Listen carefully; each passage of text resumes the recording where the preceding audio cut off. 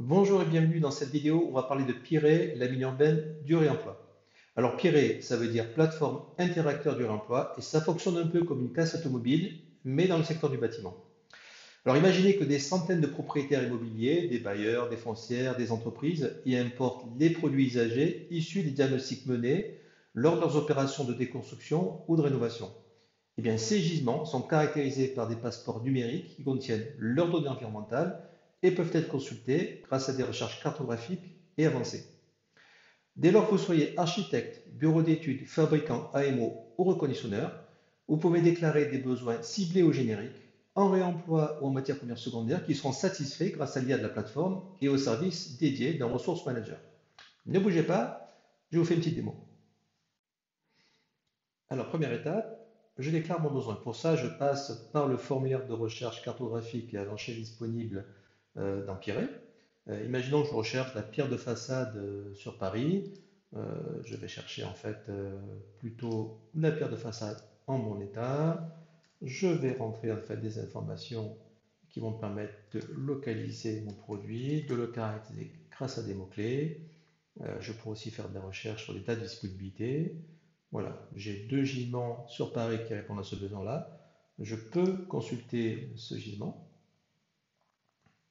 Voilà, donc je vais avoir le passeport qui a été associé lors de l'import de ce gisement dans la mine urbaine, qui me donne des informations sur le carbone, l'eau, l'énergie qu'on s'en vient de fabriquer, son adresse, et des informations donc de quantité, disponibilité, de degré de démontabilité, des commentaires qu'on peut éventuellement rajouter, des diagnostiqueurs, et bien sûr des photos qui me permettront de pouvoir me faire une idée de la qualité du gisement et de déterminer si oui ou non je veux déclarer un besoin par rapport à ces gisements. Et si c'est le cas, j'appuie sur ce bouton-là et je déclare un besoin.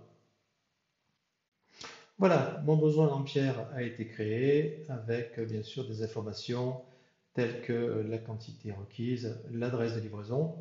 De son côté, le ressource manager aura été notifié grâce aux fonctions intelligentes de la plateforme, la correspondance entre ce besoin et le gisement. Là, il s'agissait d'un besoin ciblé sur un bâtiment en particulier. Vous voyez qu'ici, on peut avoir aussi des besoins génériques en porte qui vont bien sûr matcher avec beaucoup plus de gisements potentiels de portes. Le Resource Manager va ensuite utiliser les fonctions de gestion des écosystèmes de la plateforme pour connecter les parties prenantes et négocier avec elles les coûts, les délais et les quantités, ainsi que des logiciels intermédiaires. Ici, on voit en fait un simple transporteur. Et enfin, Pierre calcule automatiquement les volumes de déchets évités, les volumes de CO2 évités, l'eau économisée et le bilan économique de l'écosystème. Voilà, c'est aussi simple que cela. Alors n'hésitez pas, abonnez-vous, c'est pas cher. Et en plus, on a des tarifs spéciaux pour les structures ESS. À bientôt avec Epsicléa.